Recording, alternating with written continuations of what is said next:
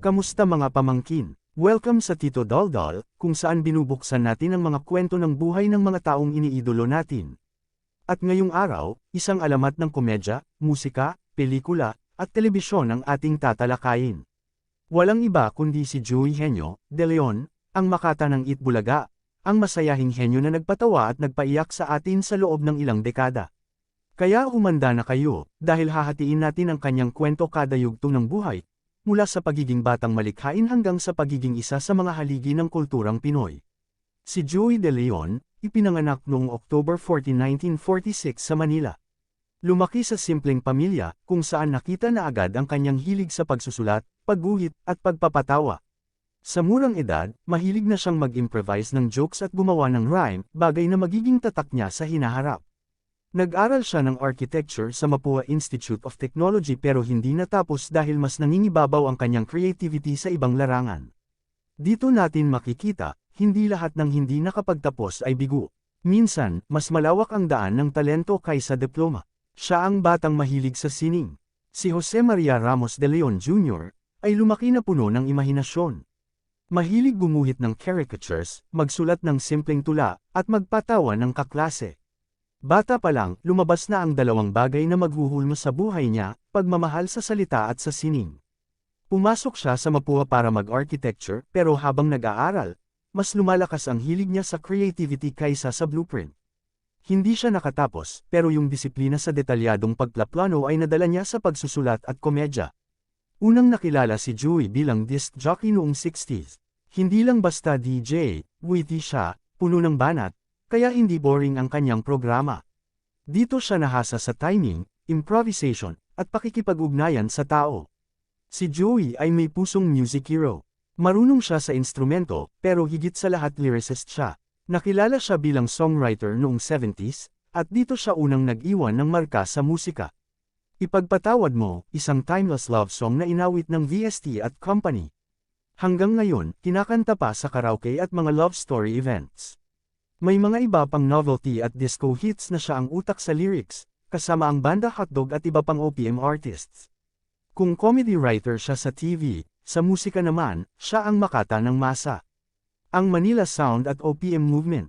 70s, sumabog ang disco at Manila Sound. Kasama si Joey sa mga nagbigay ng boses dito. Ang kanyang mga kanta, simple pero malalim, masaya pero may puso. Siya yung songwriter na nakakaintindi ng damdamin ng karaniwang Pilipino. Mula sa radyo patungong telebisyon. Dahil sa husay niya bilang DJ at songwriter, napansin siya ng TV producers. Lumipat siya sa TV at pelikula, at dito nagsimulang mabuo ang TVJ. Nakilala na ang magkapatid na Tito at Vic Soto sa musika, at nadagdag si Joey para maging kompletong trio. Pinagsama nila ang musika, comedy, at satire, isang kombinasyong wala pa noong panahon na iyon. Joey ang utak ng witty, banat at matalinong jokes. Mga palabas at pelikula na lubos na sumikat. Iskal Bukol, 1978, dito sumikat si Joey bilang Joey Escalera, kasama sina Tito, Vic Ungasis, at Vic Tito Escalera. Siya ang tuso, pilyo, at pinakawiti sa barkada. Ang show ay naging kulto, kahit ilang ulit panoorin, nakakatawa pa rin. Bukod dito, gumawa rin sila ng movies tulad ng Pampiang at Swing It, Baby. Ang style ng komedya ni Joey, hindi siya nakadepende sa slapstick lang. Gumamit siya ng wordplay, rhymes, satire, at observational humor. Ang jokes niya minsan may double meaning, kaya parehong masa at intellectuals ay tuwang-tuwa. Unti-unting nakilala si Joey bilang utak ng TVJ. Habang sina Tito at Vic kumakanta at nagpe-perform, siya yung nagbibigay ng talino sa punchline. Kaya nga tinawag siyang henyo dahil mabilis at matalino ang kanyang wit. Sa concerts at live shows, kasama siya sa novelty songs ng TVJ. Kahit sa kanta, dala niya yung comedic wit, kaya bawat performance nila ay masaya at puno ng energy. 1979, isinilang ang Itbulaga. Joey, kasama sina Tito at Vic, naglatag ng pundasyon ng longest-running noontime show sa bansa. Nakipaglaban sila sa student canteen at lunch date. Maraming beses muntik silang matalo pero dahil sa kanilang creativity, nabuhay at lumakas ang Itbulaga. Joey ang utak ng maraming segment tulad ng Little Miss Philippines, That's My Boy, at mga parlor games na naging tatak ng EV. Hindi lang siya komedyante, isa rin siyang innovator. Kilala si Joey bilang henyo dahil sa kanyang malikhain at mabilis na salita. Siya ang nagpasimula ng mga linyang may tula sa Itbulaga at sa pelikula. Naging screenwriter din siya at director ng ilang pelikula, kasama ang TVJ movies. Sa dekadang ito, Itbulaga lumipat sa GMA at lalo pang lumakas. Joey nagpatuloy sa paggawa ng kanta, jokes, at scriptwriting, hindi lang siya nasa harap ng kamera, nasa likod din siya ng mga ideya. Siyempre, hindi mawawala ang kontrobersya. Joey nakaranas ng mga batikos dahil sa kanyang jokes na minsan ay napagkakamalang offensive. Pero dito lumabas ang kanyang pagiging matatag, lagi niyang sinasabi na, humor is subjective. Kahit maraming kumontra, mas marami ang naniniwala na siya'y tunay na henyo sa pagpapasaya. Aral dito, kahit anong talento mo, may kritiko ka. Ang mahalaga, kaya mong tumayo at ipakita ang tunay mong puso. Kasama sina Tito at Vic, nagpatuloy si Joey sa pagpapalago ng EB. Pumasok ang Bulagan, Pinoy Henyo, at iba pang viral segments. Ang Pinoy Henyo, halatang inspirasyon mula kay Joey mismo, dahil siya ang tunay na henyo ng palabas. Dumating ang Aldab Phenomenon, 2015, at nandoon si Joey bilang commentator at writer ng witty lines.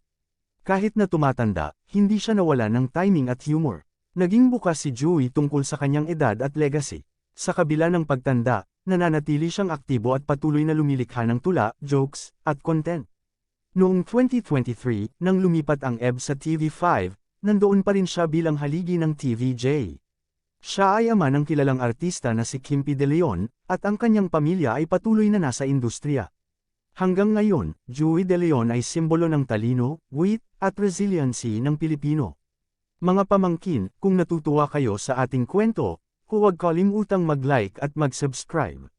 Comment nyo kung sino pa ang gusto nyo nating gawa ng kwento, at baka mapasama kayo sa ating Tito Daldal shoutout sa susunod na episode. Mga pamangkin, ang kwento ni Joey De Leon ay patunay na ang tunay na henyo ay hindi lang matalino, kundi marunong gumamit ng talino para pasayahin at bigyan ng pag-asa ang iba. Ang buhay niya ay nagtuturo na kahit saan ka magsimula, sa simpleng DJ booth o sa maliit na comedy skit, basta tuloy-tuloy ang passion mo, maaabot mo ang tagumpay. Ako si Tito Daldal, nagsasabing, ang tunay na henyo ay yung marunong magbigay ng tuwa sa iba, kahit sa likod ng sarili mong sakit o problema. Daldal pa more.